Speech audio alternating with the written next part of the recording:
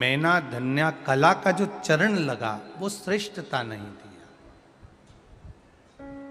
जो अधोगति में चले जाते हैं, अचानक जिनके प्राण छूट जाते हैं, उनके लिए ये कथा कर रही।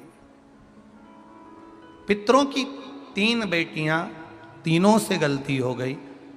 आप शिव मंदिर में जाएं, कोई गलती ना हो, जल चढ़ाएं, मना नहीं, छींटा ना लगे, धीरे धीरे चढ़ाइए।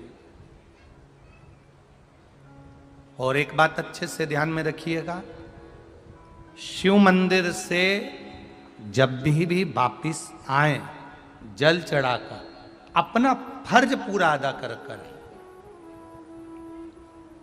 फर्ज से मतलब जब शिव मंदिर से वापिस आए, जो पत्ती, बेलपत्री, फूल शिव जी पे चढ़े थे वो नीचे शिवलिंग पे से नीचे गिर गए हों। एक शिवलिंग रखा है, लाना मिट्टी वाला, लाइए जरा उठा के।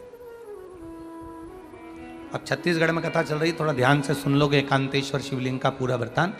तो आप लोग जो पशुपति व्रत कर रहे हो या कोई भी उपास करते हो, कई लोग कहते हैं हमने करा नहीं हुआ। क्यों नहीं हुआ? उसमें हमारी गलतियों को हमें छाट। ये देखिए,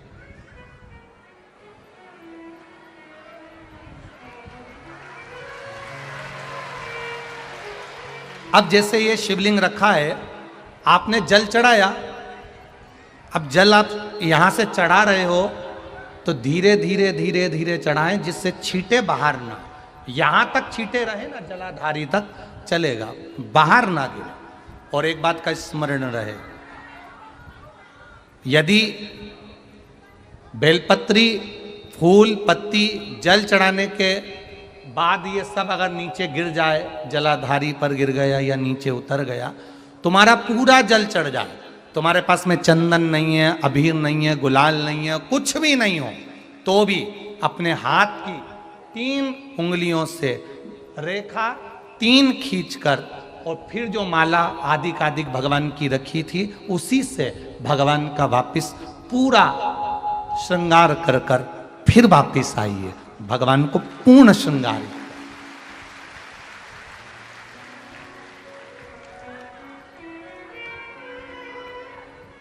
भगवान का पूर्ण श्रृंगार कर कर आइए। कई लोग जल चढ़ाने के बाद में भगवान का जो फूल पत्ती नीचे रखी रहती है, आप, हम ये नहीं कह रहे कि आप अपने घर से लेकर जाओ, आपके पास में कुछ नहीं, 1 लोटा जल चढ़ाओ। जल चढ़ाया, जो फूल पत्ती नीचे रखी हुई है उसी को उठाकर, उसको रखकर उसी फूल से भगवान का खूब सुंदर श्रृंगार भगवान का कर कर फिर आइए। क्यों? शिव का जब हम श्रृंगार कर कर आते हैं, माता पार्वती जी ने देव अधिदेव महादेव का श्रृंगार किया है, आप लोगों के स्मरण में होगा। राम जी ने माता जानकी का श्रृंगार किया है। रामचरित सुनिए कथा, रामायण सुनिए, आप लोगों ने रामायण सुनी होगी, तो उसमें माता बैठी हैं शिला के ऊपर और भगवान राम उनका श्रृंगार कर रहे हैं। एक कौवा आता है, वो चोंच मार कर जाता है, ये सारा वृत्तांत आप लोगों ने श्रवण किया है। तो राम जी माता सीता का श्रृंगार करते हैं, भगवान कृष्ण राधा जी का श्रृंगार करते हैं। केवल एक देव अधिदेव महादेव की कथा ऐसी है जिसमें पार्वती जी शिव जी का श्रृंगार करती हैं। शिव का श्रृंगार किस लिए? क्यों? कहा जल चढ़ाने के बाद वहीं पर पड़ी हुई पत्ती से, फूल से, जो चढ़े हुए फूल हैं, चढ़ी हुई पत्ती है, चढ़ा हुआ निर्माल्य है, जो भी शिव जी का है, उसी को धोकर वापिस भगवान का श्रृंगार कर कर आना चाहिए। किस लिए? कि हे भोलेनाथ, जब मैं इस संसार सागर से जाऊं, अखंड सुहाग लेकर पूरी श्रृंगार कर कर इस धाम से जाऊं, ऐसी कृपा बना। जो पढ़ाओ, जो पढ़ाओ, चंदन नहीं है, हाथ से चंदन का स्मरण होना चाहिए।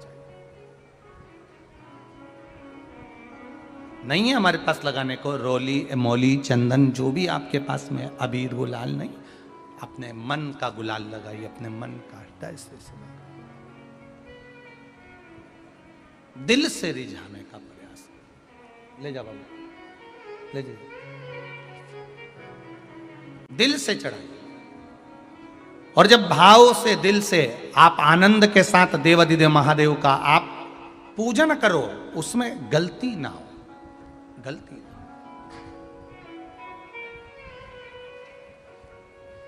देखिए, पितरों की 3 बेटियों को श्राप लग गया। श्राप क्या लगा? तुम्हें पृथ्वी पर जाना पड़ेगा, मृत्यु लोक में जाना पड़ेगा, और तुम्हें मृत्यु लोक में जन्म लेना पड़ेगा। मृत्यु लोक में जाना पड़ेगा और तुम्हें जन्म लेना पड़ेगा। अब दुख आ गया। पितरों की बेटियां, इन्होंने पूछा हमारा भी कल्याण हो और पितृलोक में जितने पितर आए उनका भी कल्याण हो। जो अधोगति में, जैसे हमारी गति बिगड़ी है, हम अभी युवान अवस्था में हैं, आपको चोट लगी, आपने हमको श्राप दिया, मान लो कोई अधोगति में प्राण छोड़कर चला जाता है, उसका उद्धार कैसे हो? सनकादि ऋषि से पूछ रही है, आप कृपा करो।